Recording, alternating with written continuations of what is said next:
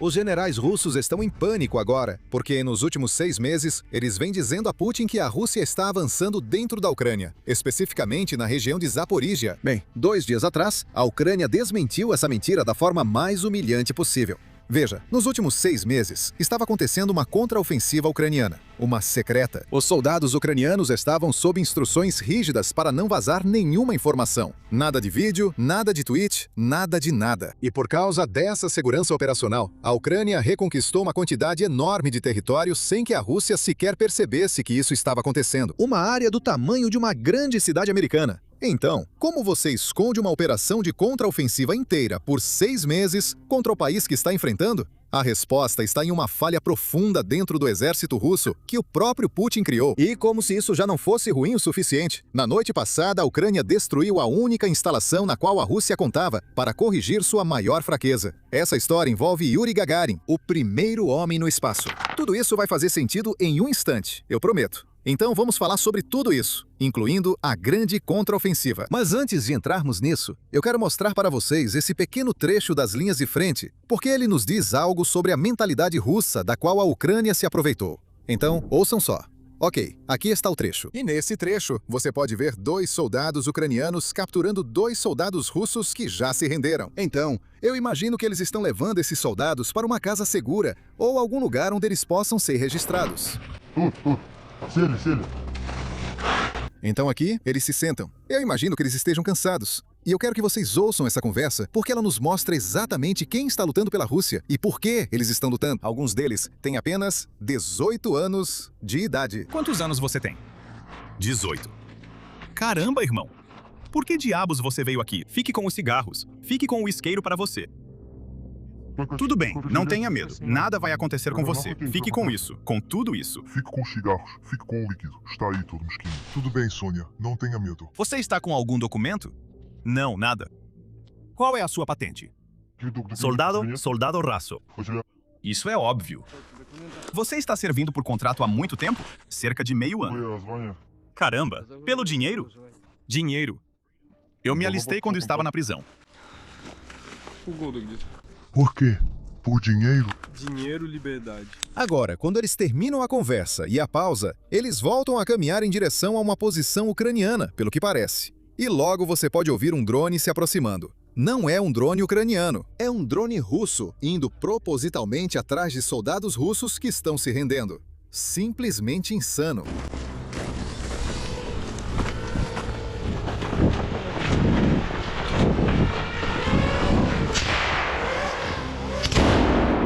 Felizmente, pelo que posso ver, o drone foi derrubado com aquele disparo.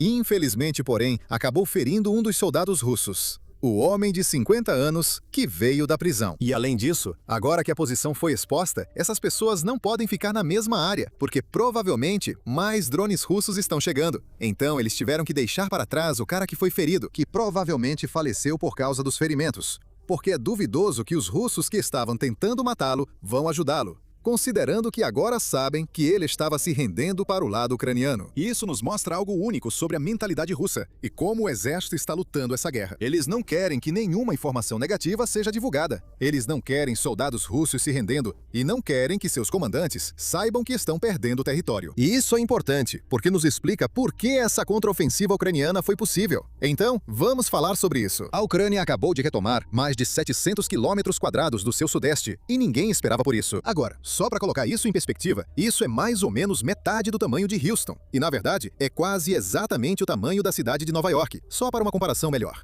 E a Ucrânia retomou silenciosamente essa área, sem que os russos realmente percebessem o que estava acontecendo. Como se isso já não fosse ruim o bastante, isso aconteceu ao longo de 6 meses. Então, nos últimos 6 meses, as forças ucranianas estavam avançando, e nós não fazíamos ideia. Você pode assumir que os russos também não faziam ideia. Eles reconquistaram 26 localidades, e todos foram confirmados com imagens geolocalizadas que o governo ucraniano divulgou há apenas 2 dias. E além disso, por causa dessa contraofensiva, por causa de todo o território que a Ucrânia reconquistou, isso significa que a Rússia basicamente ficou zerada, sem avanço. Então, eles não fizeram nenhum progresso este ano em relação à quantidade de território que capturaram. Putin perdeu tantos soldados, entre feridos e, claro, mortos, e por isso, agora ele não tem nada para mostrar. Agora, na verdade, temos alguns detalhes. Essa operação de contra-contraofensiva começou em 29 de janeiro. Então, no começo do ano, e apenas 3 dias depois disso, a Starlink realmente tornou possível que os ucranianos usassem o terminal. Eles podiam se conectar aos satélites, mas os russos não conseguiam fazer isso. E nós já falamos sobre isso antes. Elon Musk fez isso usando um sistema de lista de permissões, onde os terminais ucranianos eram pré-aprovados e os russos não. E por causa disso, os drones russos não conseguiam voar direito, as tropas não conseguiam se orientar, e os tanques ucranianos aproveitaram totalmente essa situação para continuar avançando. Esses são os maiores avanços ucranianos desde 2023. E foi feito em silêncio de propósito. Aqui na tela, você pode ver exatamente de quanta área estamos falando e onde exatamente essa área está localizada. A zona cinzenta é a zona cinzenta, ou seja, ninguém a controla. Os dois lados estão lutando por ela. A área vermelha está sob controle da Rússia e a área azul é a área que a Ucrânia acabou de libertar. Agora, outra parte chocante de tudo isso é que o mapa que estamos usando, esses são Deep State Maps. E isso é algo que o povo ucraniano usa muito para ter uma noção de como estão as linhas de frente. E nem mesmo os cartógrafos estavam divulgando informações. Talvez eles não tivessem as informações. E mesmo que tivessem, alguns rumores, eles basicamente não queriam revelar o que o governo e os militares estavam tentando fazer. Então, até mesmo os cartógrafos estavam basicamente segurando as informações para que ninguém descobrisse exatamente o que estava acontecendo.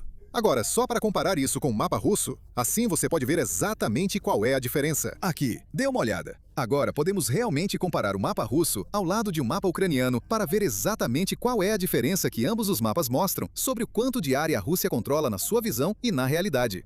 Na sua tela, você pode ver os dois mapas. Eles têm aproximadamente a mesma área, mas no mapa russo, você pode ver o quanto as forças russas estão mais próximas da cidade de Harvivka. E no mapa ucraniano, que claro já foi geolocalizado e confirmado por outras fontes também, mostra que os russos ainda estão bem longe e, na verdade, estão sendo empurrados de volta. Então, o progresso russo é tecnicamente negativo. Eles estão avançando apenas na direção negativa. Agora, oficialmente falando, a Rússia não reconhece nada disso. Mas há blogueiros de guerra russos que estão ficando muito irritados com o próprio comando. E eles estão irritados porque acreditam que o comando militar russo está mentindo para o presidente. Mentindo por toda a cadeia de comando, de cima a baixo. E além disso, está mentindo para o público. Na verdade, ouça este próximo trecho. Nós realmente temos blogueiros russos, blogueiros de guerra, que são como a versão russa de repórteres de guerra, que agora estão falando abertamente sobre Putin viver em uma bolha de informação, onde ele realmente não faz ideia de qual é a realidade. Ele está vivendo em um mundo de fantasia.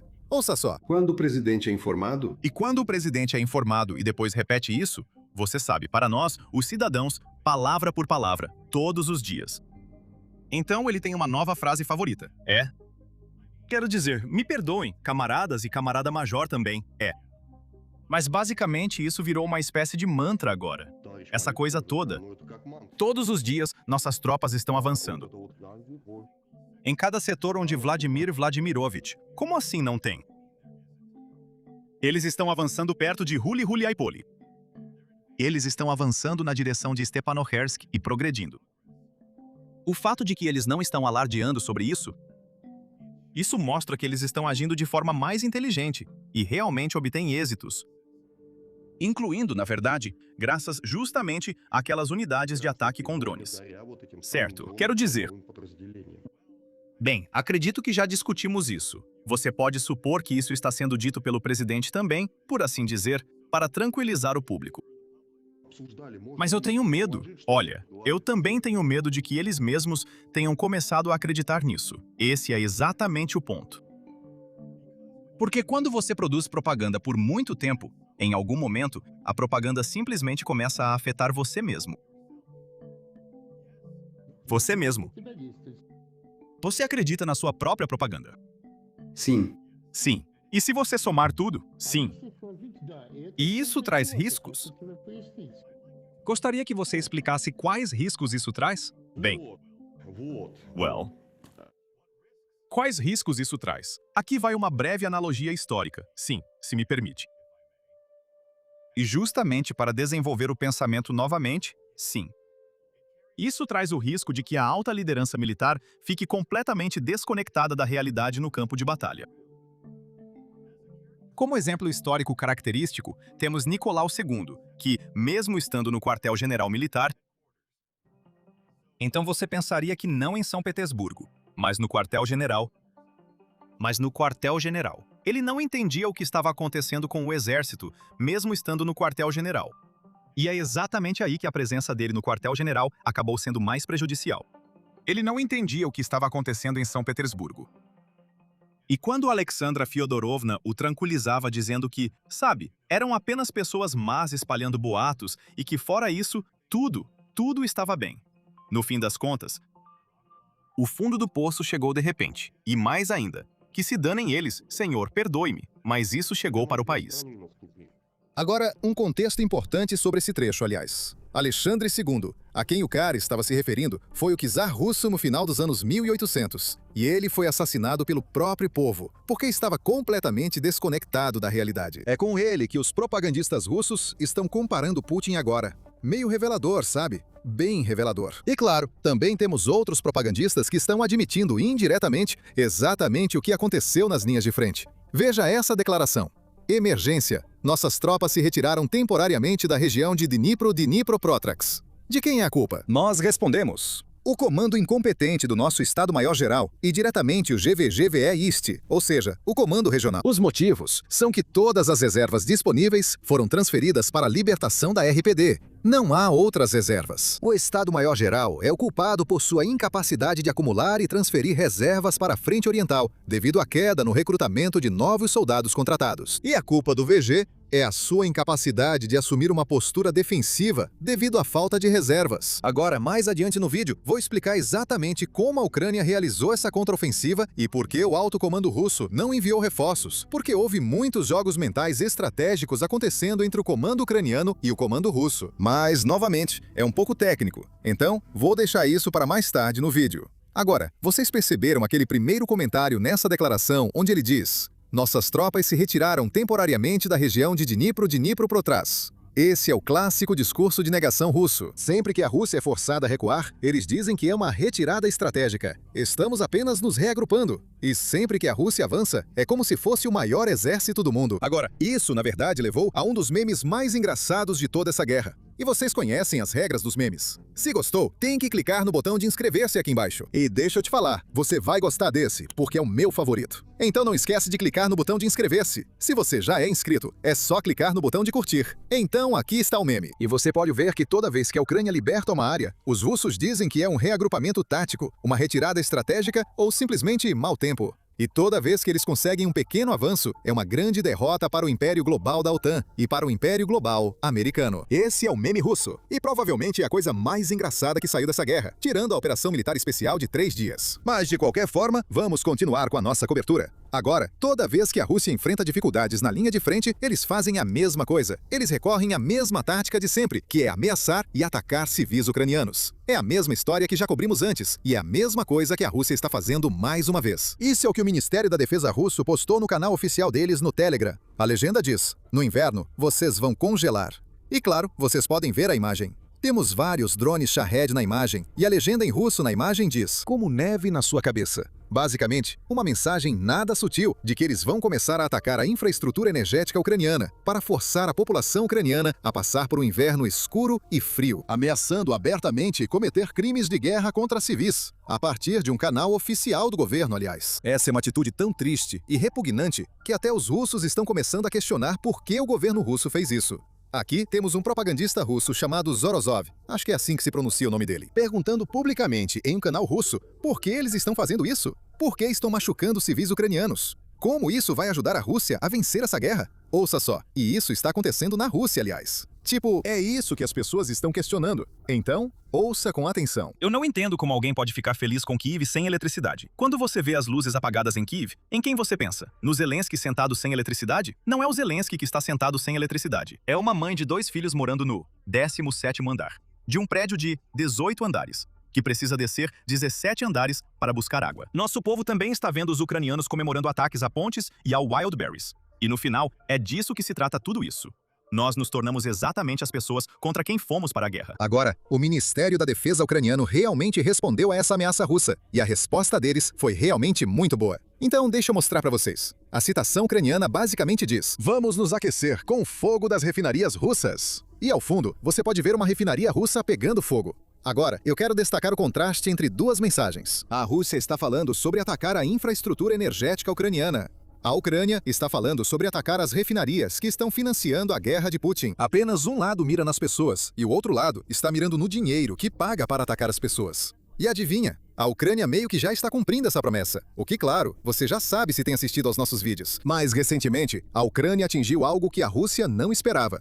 A Ucrânia usou seus mísseis Flamingo para destruir a instalação de foguetes e internet via satélite da Rússia. Esta é a fábrica que constrói os foguetes que colocam a internet via satélite no céu. Agora, isso é algo em que a Rússia vem investindo pesado desde o início do ano, porque perdeu o acesso ao Starlink. E o plano da Rússia, basicamente, era reconstruir o próprio Starlink para poder continuar essa guerra. E isso, na verdade, se conecta de certa forma à contraofensiva sobre a qual estávamos falando no início do vídeo. Tenho certeza de que alguns de vocês estão se perguntando: como é possível que a Ucrânia continue avançando por 6 meses sem que a Rússia realmente perceba? Bem, a resposta se resume a vários fatores, mas o principal é a incompetência da Rússia e as mentiras que acontecem dentro da cadeia de comando russa.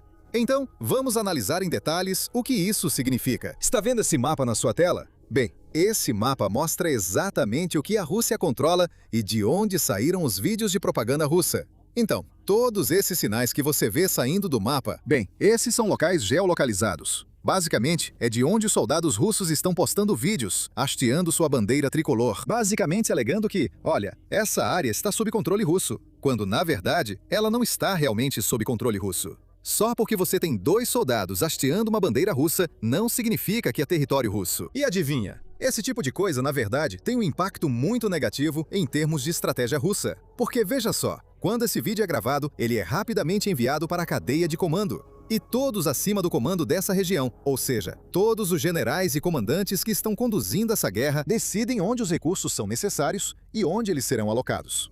Esses generais começam a tomar decisões presumindo que a Rússia já controla essa área, quando na realidade são apenas 2 caras hasteando uma bandeira. E assim que eles gravam esse vídeo, eles vão se esconder em um porão. Eles não controlam nada de verdade. Então, quando os ucranianos realmente entram e eliminam esses 2 caras, adivinha o que acontece? O chefe regional daquela área, na verdade, não informa para seus superiores que aqueles 2 soldados russos morreram ou foram capturados. E isso significa que ele não recebe as reservas e reforços de que precisa para parar o avanço ucraniano. Porque na cabeça dele, não há incentivo para relatar más notícias. Por que você faria isso? Más notícias só fazem você ser punido. Essa é uma história que já acontece nas Forças Armadas Russas desde a época do Stalin. Sabe, as pessoas não contavam más notícias para o Stalin porque você não era recompensado por isso. Na verdade, você era punido por fazer isso. E isso é algo que os próprios blogueiros pró-guerra russos estão apontando. Quando a Rússia foi empurrada para trás por 6 meses e os relatórios não estavam sendo enviados, as reservas não chegavam. Isso acontecia porque todo mundo assumia que, olha, isso realmente não estava acontecendo. E se estivesse acontecendo, alguém me contaria.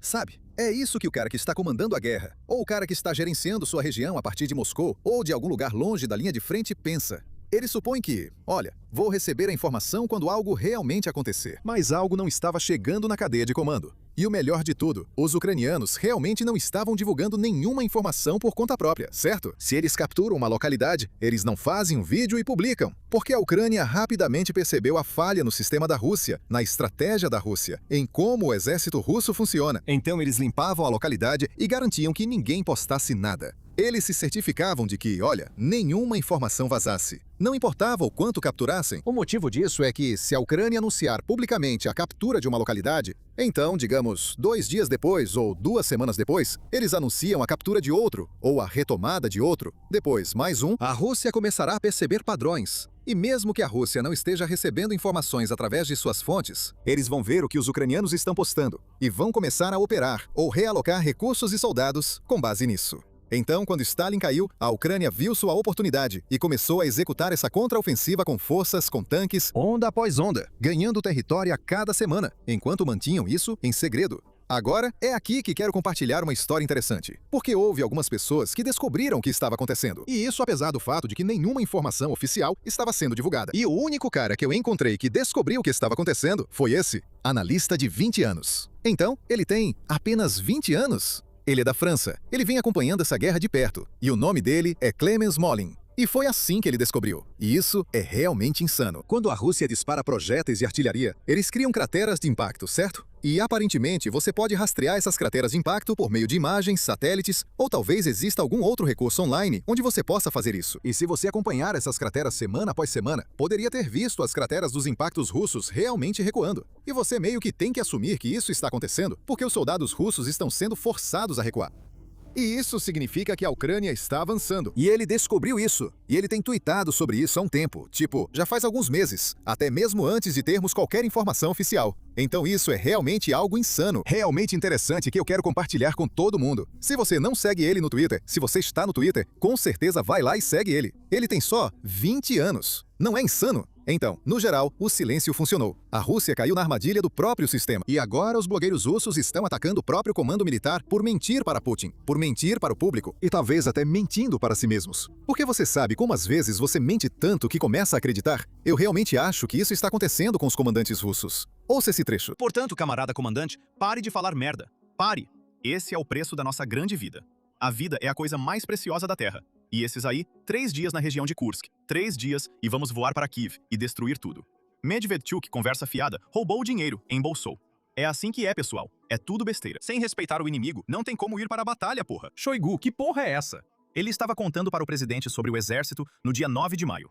Onde estamos agora? Onde está Shoigu? Tudo foi roubado, tudo foi vendido. E esses desgraçados simplesmente roubaram bilhões nos Vants, nesses drones. Eles querem que todos nós morramos. Tudo isso nos leva de volta àquela instalação que eu mencionei no começo do vídeo. A resposta da Rússia ao Starlink, aquela que a Ucrânia acabou de destruir. E, sinceramente, isso era realmente uma parte bastante importante do programa espacial da Rússia. Durante a noite, os mísseis Flamingo desenvolvidos na Ucrânia atingiram profundamente o coração aeroespacial da Rússia, em Samara, a 1.000 quilômetros do território controlado pela Ucrânia, atingindo a fábrica de foguetes RCC Progress, uma das instalações mais importantes de toda a indústria espacial da Rússia. Uma instalação importante e histórica que opera há mais de 6 décadas, tendo inclusive produzido os foguetes que levaram Yuri Gagarin ao espaço. Ele foi o primeiro homem no espaço sideral. Esse complexo permaneceu no centro da produção de foguetes russa, agora fabricando a família de veículos lançadores Soyuz. O interesse da Ucrânia nesse local é voltado para destruir os satélites russos Rosat, recém-lançados por Moscou, em órbita baixa da Terra. A resposta de Putin ao Starlink, que depende completamente dos lançamentos Soyuz produzidos nesta instalação. Agora, é claro, mesmo com isso, a Rússia não conseguiria substituir o Starlink. Eu não sei se alguma empresa conseguiria. O Starlink já tem cerca de 10.000 satélites em órbita, o que é simplesmente insano. O plano da Rússia era talvez colocar 50 ou 100 satélites no espaço e focá-los na Ucrânia, para que pudessem obter informações apenas sobre as linhas de frente e operar sua nova internet nas linhas de frente. Agora, eu realmente não sei se tecnicamente isso era possível ou não, mas tenho certeza de que os cientistas russos sabem o que estão fazendo. Na verdade, eu não sei muito sobre esse assunto, mas agora parece que, seja qual for o plano que Putin tinha, não vai dar certo, porque eles não têm os foguetes capazes de enviar o satélite para o espaço. E eu duvido que Elon Musk esteja querendo ajudar a Rússia. Apesar de tudo que vemos, como quando ele negou permissão para a Ucrânia atacar dentro da Rússia usando o Starlink e tudo mais. Eu não acho que, de acordo com as sanções, ele possa levar um satélite russo em um foguete americano. E felizmente para nós, a SpaceX é uma empresa americana. Sabe, a parte mais chocante dessa história é que a Ucrânia acabou de realizar sua maior contraofensiva desde 2023. Ela basicamente eliminou todos os avanços que a Rússia fez este ano, enquanto a Rússia perdia centenas de milhares de soldados. Mas nenhum veículo de mídia tradicional está realmente noticiando isso. Não importa de que lado você olhe. O New York Times não está noticiando essa informação. Pelo menos ainda não. O Wall Street Journal também não está noticiando. E então, é claro, temos o outro lado. Temos uma máquina de propaganda russa que gasta bilhões de dólares todos os anos para espalhar as mentiras que Putin quer que todos acreditem. É exatamente por isso que fazemos o que fazemos, para mostrar a verdade sobre a coragem ucraniana e combater a propaganda russa. Agora, eu admito, nós não temos bilhões de dólares como Vladimir Putin, mas nós temos vocês. Recentemente, lançamos o Basics Insider. É uma forma de vocês nos apoiarem e receberem conteúdo extra em troca. Você pode se tornar um membro agora mesmo, clicando no botão Seja Membro aqui embaixo, ou acessando basicsinsider.com. Agora, deixa eu te contar o que você ganha ao se tornar um membro, porque isso não é só algum tipo de caridade. Se você se tornar um membro, vai receber vídeos exclusivos que estamos postando todos os dias e que não aparecem aqui no YouTube. Nós nos aprofundamos muito mais nas histórias que cobrimos. Passamos mais tempo nos detalhes que não cabem nesses vídeos. E claro, o melhor de tudo, trazemos veteranos militares experientes como Chuck Farr para analisar as imagens da linha de frente, explicar o que realmente está acontecendo e separar fatos de propaganda. É realmente a nossa cobertura estendida e sem censura para quem quer entender esses conflitos além das manchetes. E claro, vou ser honesto, sua assinatura também nos ajuda tremendamente. A realidade é que o algoritmo do YouTube muda constantemente. A receita de anúncios sobe em um dia e cai no outro. Os vídeos estão sendo recomendados essa semana e podem não ser recomendados na próxima, por causa de algo que dissemos. É por isso que construir uma comunidade de membros significa que podemos continuar produzindo uma cobertura independente sem depender totalmente de um algoritmo todo-poderoso. Então, se você quiser uma análise mais aprofundada, enquanto nos ajuda a continuar esse trabalho, você pode se tornar um membro clicando no botão Seja Membro aqui embaixo ou acessando o Basics Insider. Adoraríamos ter você com a gente. E o melhor de tudo, aqui está um trecho do nosso vídeo exclusivo onde Chuck Fa faz suas análises regulares. Dá uma conferida. Estas são as metralhadoras do robô. Uau, ok. Eu não consegui. Tem muita coisa aqui pela primeira vez também. Uau, cara, que chato. Já tô pensando. Ok. Eles têm metralhadoras M2, calibre 50, que na verdade têm mais de 100 anos. O design tem mais de 100 anos. Os Estados Unidos não mudaram nada. Eles colocaram algumas novas coberturas de cano, mas o mecanismo dessa arma é o mesmo. Calibre 50 significa que ela dispara uma bala com meia polegada de largura. Ela alcança até 1000 jardas. E bem, eu não sei o que esses caras vão colocar, mas se você tiver 2 metralhadoras calibre 50, você pode desmontar um prédio. Então você vê toda essa fumaça subindo aqui. Isso é da alvenaria sendo destruída pelas balas, que provavelmente vai atravessar os 2 lados da casa. Ok, de novo, isso é fogo de calibre 50. E você está recebendo, também está recebendo imagens de um drone que está pairando do lado de fora. E Adam, então, grande parte da guerra agora está acontecendo em pequenos galpões de fazenda como este, porque os russos não conseguem mais conduzir. Você sabe, operações de manobra terrestre em grande escala. Eles não conseguem porque a Ucrânia coloca 15.000 drones por dia no ar. Então eles mandam 3 manés para rastejar pelos campos à noite, e depois eles se escondem nesses prédios durante o dia. E eu os chamo de pedestres e não de soldados, porque os caras neste prédio aqui, o treinamento deles consistiu na mãe deles levando eles para o escritório de recrutamento. Ele não pode sair. Eles colocam ele em um ônibus. 2 semanas depois ele está na Ucrânia, certo? E cerca de 10 dias depois que ele chega na Ucrânia, ele já está em combate. Quando ele entra em contato com os ucranianos, isso é o The New York Times falando, não eu, ele tem uma expectativa de vida de 23 minutos. 23 minutos. Então estamos olhando para esses caras aqui, 23 minutos depois, e eles nem estão lutando contra ucranianos. Eles estão lutando contra 2 robôs e drones suficientes para filmar isso. Sabe, eu tento me imaginar lutando nessa posição, certo? Em toda a minha carreira, eu nunca fui atacado pelo ar, nunca. Mas esses caras estão apanhando, sabe? Então você pode ver, olha a quantidade de destruição ali. Aquilo é tudo poeira de alvenaria, aquele tipo de cinza, fumaça cinza.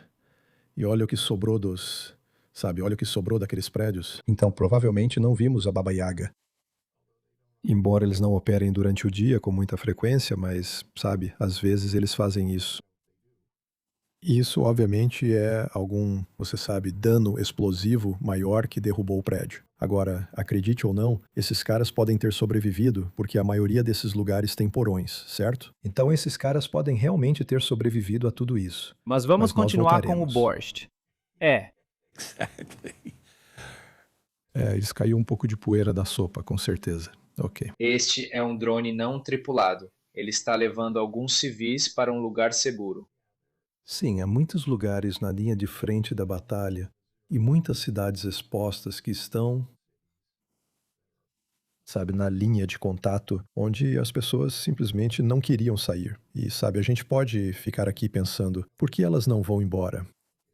Ok, tem um drone russo. E claro, você sabe, eles destacaram a cruz vermelha nesse veículo, mas, eu não tenho certeza. Depois a gente vai ver isso. Ok, sem querer ser muito direto. Olha, a vovó não queria sair da única casa que ela já conheceu, certo? O que ela ganha com isso? E finalmente essa posição se torna insustentável. E pode acreditar, Os russos não ligam se ela é sua avó, cara. Ela vai levar uma baionetada e eles vão pegar as coisas dela. É assim que as coisas são. Então ela está sendo evacuada para cá, rebocada para fora. Você pode ver o estado da estrada. Isso, obviamente, é uma bomba. Estamos olhando para uma ponte sobre um bueiro. Os russos tentaram explodir aquilo. Mas agora você tem um veículo que está claramente exibindo a Cruz Vermelha. Olha, não me importa quem você seja. Isso é um crime de guerra se você atacar esse veículo. Você que puxou o gatilho e o cara que te deu a ordem. Enfim, eles estão tirando ela de lá. Deus a abençoe. Mas, sabe, muita gente só quer ficar em casa. Como você sabe, de novo, lá estão eles atacando a Cruz Vermelha novamente. Mas, impressionantemente, essas pessoas conseguiram sair. Mas isso acontece todo dia. Quero dizer, eu tenho dezenas de fotos de ambulâncias ucranianas destruídas na cidade de Kherson. Eles mandam drones atravessar o rio Dnipro. Eles encontram um civil. Eles tentam matá-lo. E você sabe, então eles esperam a ambulância chegar e atacam a ambulância. Espero que você tenha largado a espingarda daquele cara. É disso que você precisa. De qualquer forma, mas eles tiraram ela de lá, e você sabe. Existem mocinhos e bandidos dessa guerra, Adam, e os bandidos são os russos. Vamos assistir isso. Você provavelmente tem muitos insights sobre esse aqui. É uma equipe entrando e explodindo uma posição com um monte de TNT. Sim, então é literalmente demolição de combate. Sabe, se você está entrando em um ambiente urbano, ambiente de batalha urbana, ou, sabe, em ambientes fechados, que a gente chama de CQB, combate em ambiente fechado, isso aqui parece ser, obviamente, um pouco mais cedo. Olha só a geada. Se você quiser assistir o resto desse vídeo e outros vídeos como esse, pode ir para o Basics Insider ou clicar no botão Seja Membro aqui embaixo.